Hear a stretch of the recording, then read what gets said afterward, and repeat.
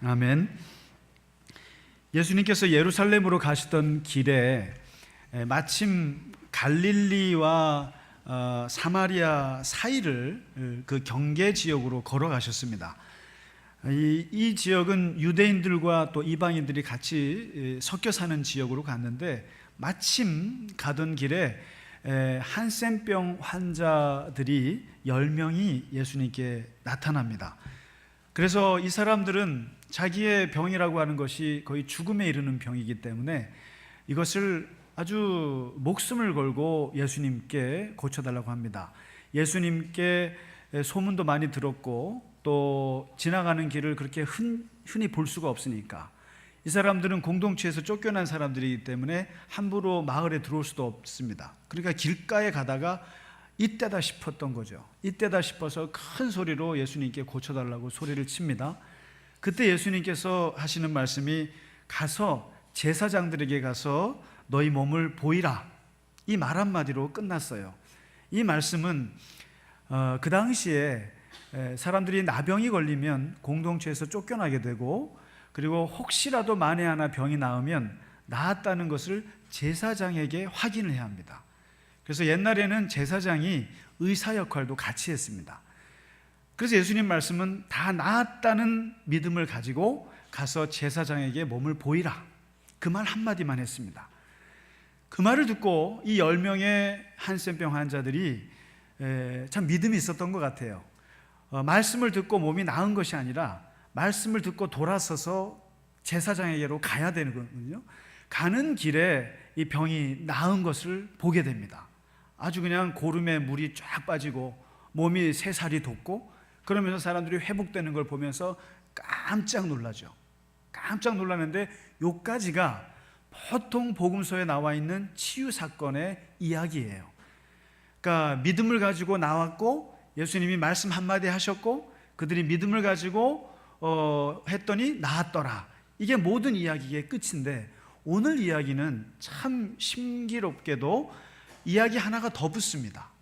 문제는 다 나았는데 여기서 10사람이 2패로 갈라집니다. 9명과 1명으로 갈라지는데, 여기서 갑자기 한 사람이 돌아서 버립니다. 돌아서서 어디로 갔는가? 예수님께로 다시 와서 그냥 무릎을 꿇고 고맙다는 소리를 연발하는 내용입니다. 내용인즉 그렇습니다. 그런 걸 보고 예수님께서 오늘 의미심장한 질문을 몇 가지 던지는데, 이런 말씀을 하세요. 10사람이 깨끗함을 받지 않았느냐? 예, 맞습니다. 그러면 그 9은 어디 있느냐? 그리고 이 이방인 외에는 하나님께 영광을 돌리러 온 자가 없느냐? 하고는 시큰둥하게 말씀을 하시면서 끝나는 내용입니다. 그러면 오늘 이 이야기 속에서 이 9명은 어디를 갔을까? 어디 갔을까요? 집에 갔을까요? 아마도 제가 보기에는 제사장에게로 갔을 것 같아요. 자기가 가다가 병이 나았지 않습니까? 근데 이게 진짜 나았는지 안 나았는지 확인해야 될 거 아니에요? 그래서 확인하기 위해서 병원을 간 거죠. 쉽게 말하면 성전에 가서 제사장에게 확인합니다. 대부분의 많은 사람들의 모습이 이렇습니다. 우리가 만일 어려움을 당했다가 다시 도움을 받았을 때, 병이 나았을 때 중요한 것은 이게 정말 나았는가? 병원에 가서 전문가에게 자기의 결과를 확인하는 게 상식입니다. 그런데 이 나머지 한 사람, 유일하게 이 한 사람은 엉뚱한 짓을 하는 거예요. 이것을 확인하지도 않고 곧바로 돌아서서 이 병을 낫게 한 원인자, 바로 그 예수를 찾아갑니다. 찾아가서 그냥 무릎을 꿇고 거기에다가 감사하다는 말을 연발하는 겁니다. 그러면서 오늘 예수님께서 한 가지 의미심장한 메시지를 주시는 게, 신앙이라고 하는 것은 단순히 병이 나은 것, 이것뿐만 아니라 이 나은 것을 가지고 어떻게 반응하느냐, 이 반응의 문제를 오늘 얘기하고 계십니다. 그러면서 굉장히 서운해 하시는 게 이겁니다. 보면은 2번의 큰 소리가 났습니다. 여기에 10사람이 병을 고쳐달라고 할 때 예수님께 큰 소리 질렀습니다. 제발 좀 우리를 낫게 해달라고. 그 다음에 또 큰 소리가 어디에서 나오냐면은 16절인가요? 14절.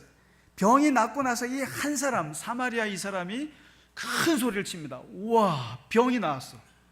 그리고는 예수님 앞에 와서 큰 소리로 감사하다고 하거든요. 이걸 보고 예수님께서 오늘 얘기하시는 게 이거 같아요. 저는 이 말씀을 보면서 참 아쉬울 때는 큰 소리 치더니만 다 얻고 나니까 입 싹 닦는 9사람의 모습인 거죠. 우리가 신앙생활 할 때 보면 이 9사람과 같을 때가 참 많다는 거죠. 아쉬울 때는 얼마나 소리칩니까? 철야 기도하고 특별 기도해야 하고 금식 기도하면서 하나님 앞에 막달라 기도하지 않습니까? 막달라 기도 모르세요? 아이고, 지난번에 차준희 목사님이 가르쳐 준 거죠. 막달라고 그때는 정말 소리치고 언성을 높이지 않습니까? 그런데 정작 자기가 병이 낫고 얻고 물질을 얻고 복을 받았을 때 그때는 소리를 안 친다는 거예요. 그때는 소리를 치지 않고 그때는 거기에 반응하지 않고, 그러니까 사람이 어려울 때는 소리를 치지만 좋을 때는 가만히 있어요. 반응을 하지 않는다는 거예요. 그거에 대해서 예수님이 굉장히 서운한 거예요. 화장실 갈 때 마음과 나올 때 마음이 왜 다르죠? 왜 다른가요? 개구리가 올챙이적 생각 안 하는 거죠. 그리고 물에 빠진 놈 건져놨더니 보따리 달라고 소리를 치지 않으면 감사한 거고, 그만큼 이 9사람이라고 하는 것이 열의 9은 전부 다 감사할 줄 모른다는 거죠. 그래서 이사야서에 이사야가 이스라엘 백성들의 모습을 놓고 그렇게 비판하지 않습니까? 야, 소도 임자를 알아보고 나귀도 주인의 구유를 알아보고 거기에다가 반응을 하는데 어쩌면 이스라엘 너희는 하나님을 알아보지 못하느냐, 거기에 대해서 반응이 없느냐, 그러면서 아주 굉장히 비판하는 내용이 있습니다. 소나 나귀보다 못한, 주인을 알아보지 못하면, 바로 오늘 10명 중에 9명이 바로 그런 거죠. 근데 자세히 보면은 도대체 감사하지 않는 사람들이 왜 그럴까? 사회학자 스탠디라고 하는 학자가 오늘날의 사회는 암보다 더 나쁜 것이 하나 있는데 그게 바로 감사 불감증이라는 거예요. 사람들이 어쩌면 힘들 때는 그렇게 소리를 외치지만 정말 좋을 때는 거기에 대해서 아무런 반응을 안 한다는 거예요. 감사할 줄도 모르고 고맙다는 말을 할 줄 모른다는 거예요. 불감증에 걸렸다는 거예요, 사람들이. 그래서 절대로 감사할 줄 모르는 사람들을 보면 대체로 자의식이 강한 분들이 감사할 줄 모릅니다. 자존심이 센 분들이 감사할 줄 모릅니다. 왜요? 교만하기 때문에 그렇습니다. 교만한 사람치고 감사할 줄 모릅니다. 그리고 보면 분노하는 중에 감사가 나올 수가 없어요. 화가 나 있는 사람들은 감사 못합니다. 그리고 남 부러워하는 사람들 있죠? 절대 감사 못합니다. 누구 집하고 비교하는 사람들은 감사 못해요. 그래서 자세히 보시면 정신질환을 앓고 있는 분들의 특징 중에 하나가 감사가 없습니다. 생각해 보세요. 우울증에 걸려서 감사가 나옵니까? 안 나옵니다. 강박증, 불안증, 절대 그 속에는 사람이 사람에게 베푼 것에 대한 반응을 못한다는 거예요. 반응을 못한다는 겁니다. 그래서 탈무드에 보면은 세상에서 가장 현명한 사람은 공부하는 사람이라는 거죠. 그리고 세상에서 가장 강한 사람은 자기를 이기는 사람인데 세상에서 가장 행복한 사람은 감사할 줄 아는 사람이라는 거죠. 감사, 사람에게 뭔가 반응을 할 줄 알아야 한다는 거죠. 그게, 그래서 사실 보면 노래는 불러야 노래죠. 종은 쳐야 종이고 사랑은 고백해야 사랑이지 않습니까? 근데 축복이라고 하는 것은 사실상 감사를 해야 축복이 옵니다. 그래서 기독교인들은 복을 받기를 원해요. 하나님께 복을 받기를 원하는데 그 가장 핵심적인 비결이 감사했다는 걸 정말 모르는 것 같아요. 잘 모릅니다. 하나님께 이 감사하는 것. 그래서 오죽하면 우리에게 반딧불을 준 거 가지고 너무너무 감사하면 하나님이 촛불을 주시고, 촛불을 준 걸 갖고 고마워하면 하나님이 전깃불을 주시고, 전깃불을 주신 걸 가지고 반응하고 오버액션하고 기뻐하면 하나님이 햇빛을 주신다고 그 유명한 영국의 목사님이 얘기했지 않습니까? 이름도 기억이 안 납니다. 스펄전이죠. 스펄전 목사님 얘기했지 않습니까? 이게 뭐냐면 신앙에 있어서 감사라고 하는 것은 하나님의 복을 계속 확대 재생산하는 굉장한 그 원리가 이 속에 있다라는 거죠. 생각해 보세요. 미운 사람 떡 하나 더 주는 게 아니에요. 아니고 사실은 감사하는 애 떡 2개 줍니다. 우리가 누군가에게 베풀었을 때 거기서 반응이 오면 더 주고 싶은 게 인지상정이에요. 마찬가지로 하나님께서도 뭔가 감사하고 반응하고 좋아하고 기뻐하는 사람들에게 하나님은 더 부어주시는 것이 하나님의 원리 아니겠습니까? 요즘에 심리학에서 긍정심리학이라는 새로운 학문이 요즘에 아주 주목을 받습니다. 보통 심리학이라고 하는 것은 사람들의 정신적인 질환을 고치기 위해서 생겨난 게 심리학이지 않습니까?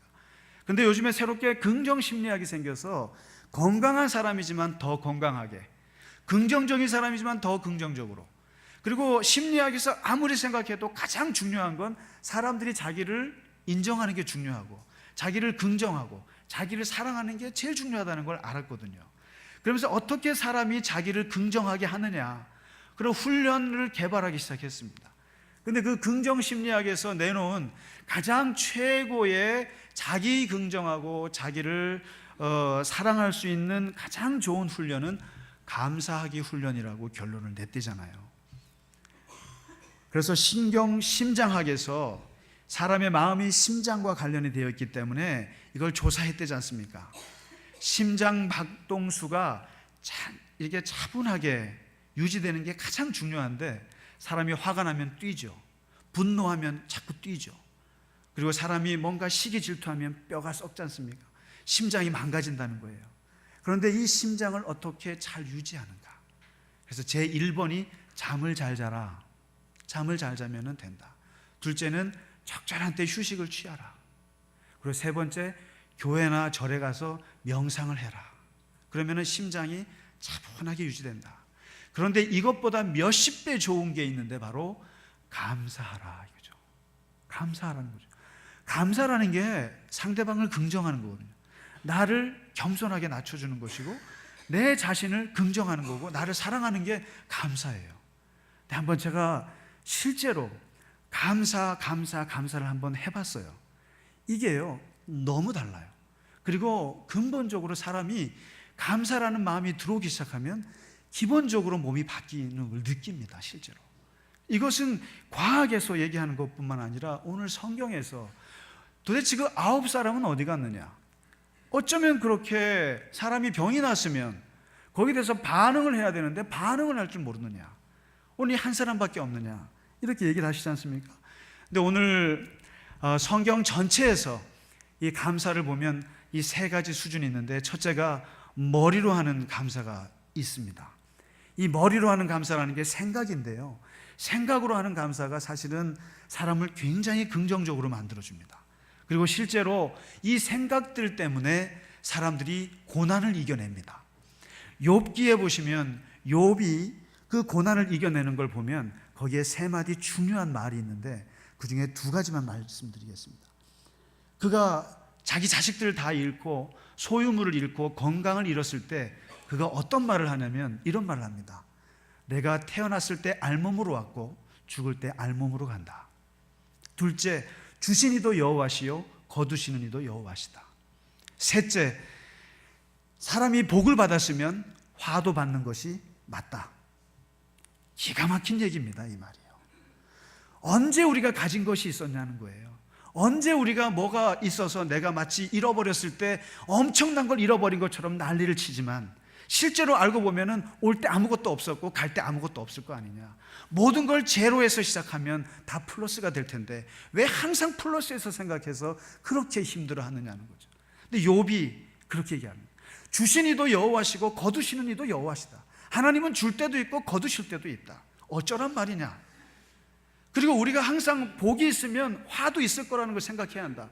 건강하면 아플 때가 있고 웃을 때가 있으면 울 때도 있어야 하고 사람들이 나를 좋아하는 사람도 있지만 싫어하는 사람도 있는 것이 당연하다고 생각해야 되는데 항상 플러스에서만 생각하니까 화가 오면 화가 나서 미치는 거예요. 바로 이것이 감사신앙의 욥기에는 감사할 말이 한마디도 없습니다. 그러나 그가 이 생각하는 생각으로서의 감사, 세상을 긍정하고 모든 것을 처음에서 시작을 하니까 이 세상의 모든 고난도 이겨낼 수 있고, 감사 신앙이 있는 사람들은 고난을 충분히 이길 수 있다, 이걸 보여주는 거죠. 그리고 두 번째, 더 감사해서 더 좋은 것은 입으로 하는 감사인데, 이게 참 쉬운 것 같지만 어렵습니다. 고맙다고 말하는 거거든요. 고맙다고 말하는데, 오늘 본문에 보시면 이 사람이 예수님 앞에 발을 엎드려서 고맙다고 합니다. 왜 사람들이 고맙다는 말을 못하는지 아세요? 감사는 항상 낮은 자리에서 해야 되기 때문에 그렇습니다. 낮은 자리에서. 감사는 항상 고개를 숙여야 하기 때문에 그렇습니다. 감사하는 사람은 엎드려야 하기 때문에 그렇습니다. 반면에 상대방은 높은 자리에 있어야 하고 존중받는 자리에 있어야 합니다. 그러니까 당신이 갑이면 나는 을인 사람들이 감사합니다. 그렇기 때문에 세상에 많은 사람들이 열의 아홉은 감사를 안 합니다. 기분 나빠서요. 누구에게 뭘 받아도 기분 나빠서 내가 이 사람에게 무릎을 꿇는 게 싫어서 감사를 안 합니다. 고마워할 줄 몰라요. 그래서 불교에서는 회양이라는 말이 있습니다. 모든 공덕을 다 중생에게 돌리라는 거예요. 근데 이 불교의 회양이 기독교의 감사예요. 모든 나에게 베풀어 주신 나의 모든 가지고 있는 것들을 다 남들에게 돌리는, 하나님께 돌리고 부모님께 돌리고 교인들에게 돌리고 합니다. 그래서 누가 밥 사주면 고맙다고 제발 좀 문자 좀 하세요. 정말 이게 복 받는 게 다른 게 없습니다. 고맙다는 말만 잘해도요, 진짜 사람 복 받습니다. 뭘 주면요, 아무 반응이 없어요. 이번에도 볼 겁니다. 이걸 주면 압니다. 이걸 줘보면 알아요. 정말 문자라도 고맙습니다, 이 보내오는 사람이 있고, 열의 아홉은 기분 나빠서 내가 거지냐? 그러면서 또 받아요? 그러면서 또 감사할 줄 몰라요? 왜 그러냐고요. 왜 그러냐고요. 어쨌든 우리는 알몸에서 오서 알몸으로 가기 때문에 주면 좋은 거예요. 뭐 그렇게 자존심이 그렇게 중요하겠습니까? 그러니까 우리가 보면 아이들에게도 베풀었을 때 아이들이 반응하고 좋아하고 기뻐하고 감사하면 더 주고 싶은 것처럼 하나님께서도 그렇다고요. 우리에게 더 주고 싶다, 반응하는. 제일 중요한 마지막은 손발로 하는 감사인데, 말로만 하는 감사로는 은혜를 갚을 길이 없어서 감사 문자를 보내는 거예요. 감사 편지를 보내는 거예요. 감사 선물을 해요. 심지어는 내가 몸으로 감사의 은혜를 갚아요. 그래서 세상에서 어렵게 돈을 벌어갖고 나이 들어가지고 수백억을 사회에 환원하시는 분들의 모든 말의 특징은, 내가 어렸을 때 고생할 때 그때 나에게 도와줬던 그분에게 은혜 갚을 길이 없어서 이것을 다음 세대 아이들에게 갚습니다. 세상에서 가장 은혜로운 선행, 가장 아름다운 선행, 누가 봐도 문제없는 모든 선행은 모든 것을 감사의 동기로 하는 행동입니다. 우리가 봉사를 해도 그것이 하나님께 받은 은혜 때문에 감사할 때 그 봉사가 문제가 없어요. 누가 봐도 아름답습니다. 그런데 그것이 억지로 하거나 자기 의로서 하면 다 문제가 됩니다. 우리가 하나님 앞에 감사의 이유로 하나님 앞에 모든 하는 행위들이 된다면 영광이 될 줄로 믿습니다. 오늘은 무엇보다도 우리가 말씀을 같이 듣는 것도 좋지만 실제로 좀 입으로 감사를 했으면 좋겠어요. 그래서 이스라엘이 유월절이 오고 오순절이 오고 초막절 3대 절기만 되면 모든 백성들이 모여서 했던 것을 오늘 똑같이 한번 해보겠습니다. 시편 136편 한번 펴보실까요? 유일한 감사 시편입니다. 이 사람들은 3대 절기만 오면 이 시편 136편을 읽습니다. 26번의 감사를 입으로 고백합니다. 입으로 고백하면서 감사하라 감사하라 감사하라 하는데, 제사장이 9절의 앞부분을 읽으면 백성들이 후반부를 재창하는데요. 오늘 우리는 이 시간에, 제가 지난번에 전도서 12장을 우리 권사님들이랑 같이 한번 합독을 해보니까 너무 좋더라고요. 네, 오늘 이 26번의 감사를 그냥 다 같이 읽으시는데, 감사하라 명령형을 감사합니다로만 바꿔주시면 됩니다. 감사합니다. 내 마음을 담아서. 그리고 이것은 이스라엘 백성들의 자기 역사를 고백하는 감사 시편입니다. 그러니까 조금 다를 수도 있지만 그러나 우리의 마음으로 같이 담아서 같이 한 목소리로 하나님께 감사했으면 좋겠습니다. 같이 읽도록 하겠습니다. 여호와께 감사합니다. 그는 선하시며 그 인자하심이 영원하미로다. 신들 중에 뛰어난 하나님께 감사합니다. 그 인자하심이 영원하미로다. 주들 중에 뛰어난 주께 감사합니다. 그 인자하심이 영원하미로다. 홀로 큰 기이한 일들을 행하시는 이에게 감사합니다. 그 인자하심이 영원하미로다. 지혜로 하늘을 지으신 이에게 감사합니다. 그 인자하심이 영원하미로다. 땅을 물 위에 펴신 이에게 감사합니다. 그 인자하심이 영원하미로다. 큰 빛들을 지으신 이에게 감사합니다. 그 인자하심이 영원하미로다. 해로 낮을 주관하게 하신 이에게 감사합니다. 그 인자하심이 영원하미로다. 달과 별들로 밤을 주관하신 이에게 감사합니다. 그 인자하심이 영원하미로다. 애굽의 장자를 치신 이에게 감사합니다. 그 인자하심이 영원하미로다. 이스라엘을 그들 중에서 인도하여 내신 이에게 감사합니다. 그 인자하심이 영원하미로다. 강한 손과 펴신 팔로 인도하여 내신 이에게 감사합니다. 그 인자하심이 영원하미로다. 홍해를 가르신 이에게 감사합니다. 그 인자하심이 영원하미로다. 이스라엘을 그 가운데로 통과하게 하신 이에게 감사합니다. 그 인자하심이 영원하미로다. 바로와 그의 군대를 홍해에 엎드러 뜨리신 이에게 감사합니다. 그 인자하심이 영원하미로다. 그의 백성을 인도하여 광야를 통과하게 하신 이에게 감사합니다. 그 인자하심이 영원하미로다.